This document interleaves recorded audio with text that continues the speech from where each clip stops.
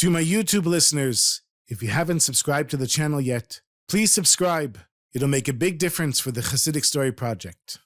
This is the Chassidic Story Project with Barak Hullman, podcasting from Jerusalem, Israel. This podcast is sponsored by listeners just like you. To become a supporter of this podcast, please go to HasidicStory.com, HASIDIC story.com. You'll never know, you'll never know, you'll never know, you'll never know. Shortly after World War II, there was a rabbi who was a chassid of the Munkacher Rebbe who had survived the war and came to New York to the previous Lubavitcher Rebbe, Rabbi Yosef Yitzchak Schneerson, who passed away in 1950, to ask him for advice on what he should do after the war. He told the Rebbe, I was a chassid of the Munkacher, also known as the Minchat Eliezer, and since my Rebbe left this world already, I need you to give me a bracha and an eitzah, a blessing, and advice how to restart my life, because his wife and children did not survive the war. And actually, nobody from his family had survived the war. He said, Rebbe, I don't know if I'll have the strength to continue, but if I do, where should I live? What should I do? So the Frierdiker Rebbe gave him a bracha that he should have the strength to continue, and he said regarding where he should settle in the world, he told him, go downstairs to my son-in-law and ask him for advice. And the son-in-law eventually became the last Lubavitcher Rebbe, Rabbi Menachem Mendel Schneerson, who at the time was known as the Ramash. And so the Munkacher Rabbi, he goes down, knocks on the door of the Frierdiker Rebbe's son-in-law, and he says, where am I supposed to settle? The Rebbe told him, I heard that many Jews from Hungary are settling in Argentina. And since you're a Rav, a rabbi, and a Torah scholar, a Talmid Chacham, and they don't have many rabbis and Torah scholars living in Argentina at the time, I'm sure that they would be very happy to have you. And if you go there, you will be successful. So taking the Ramash's advice, the Munkacher Rabbi went to Argentina. And exactly as the future Rebbe predicted, the community was very happy to have this Yiddish-speaking, old-style Rav from Europe come to Argentina. They hired him right away, made him comfortable, and he began his work.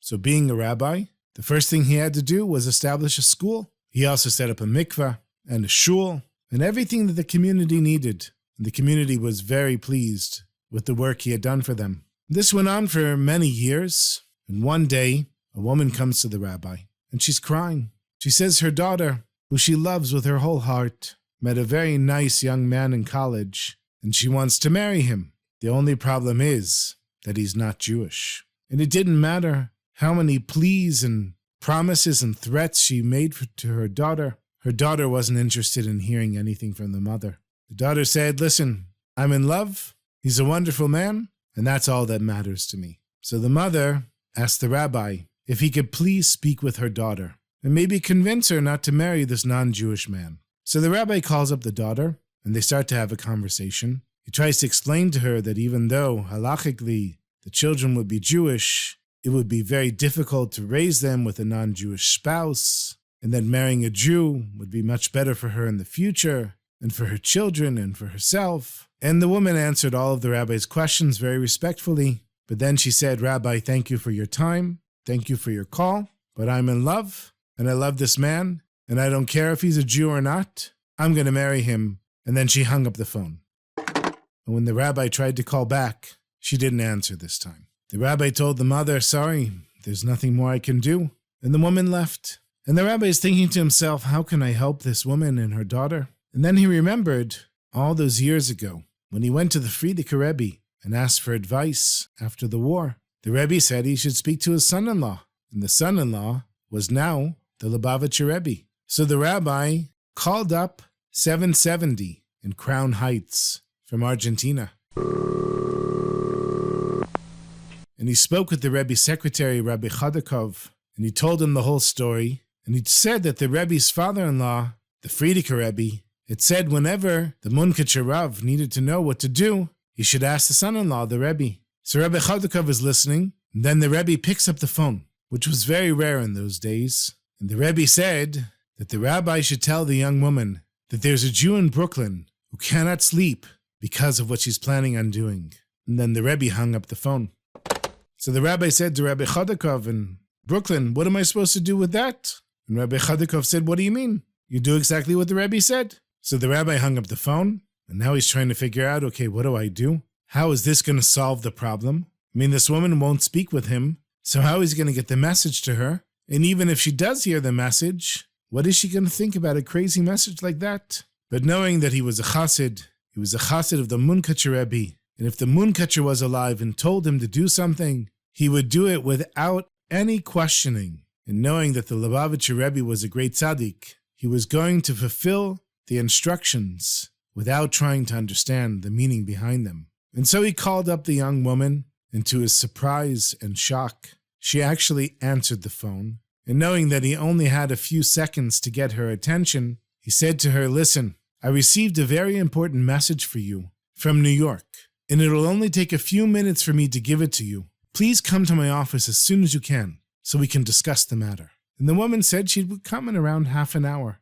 and she actually showed up. So the rabbi says to her, please sit down. He said, after we spoke on the phone previously, I wasn't sure what to do. So I called a very special rabbi in New York, and he told me to tell you that there's a Jew in Brooklyn who cannot sleep at night because of what you're planning on doing. And hearing this, the woman became very angry, and he said, Rabbi, now I know you're a liar. You just tricked me. I don't even know why you wanted me to come here. You are a liar, and there's nothing more to talk about. And she gets up, and she's about to leave. The rabbi says, what do you mean I'm a liar? What are you talking about? She said, I don't know any rabbis in Brooklyn. I don't know any rabbis in America. So what are you talking about that there's a rabbi in Brooklyn who can't sleep at night? No rabbi in Brooklyn knows me. This is all a big lie. So the rabbi didn't know what to do. So he said to her, wait a second. Let me show you a picture of the rabbi who told me that he can't sleep at night because of you. And he left the room for a minute. Went to his office and came back with a framed picture of the Rebbe. And showing her the picture, he said, this is the rabbi.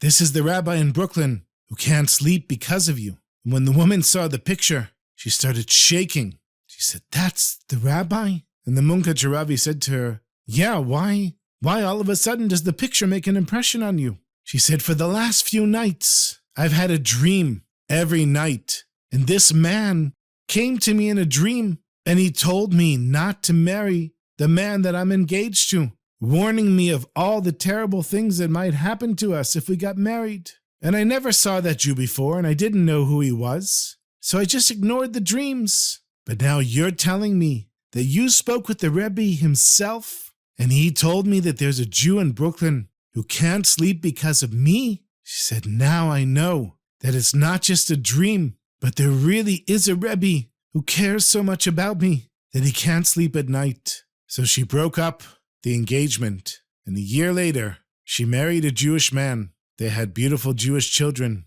and raised their family in the same shul that the Munkatcher Rav had set up, all thanks to the advice of the Lubavitcher Rebbe, the rabbi in Brooklyn who couldn't sleep at night. Oh.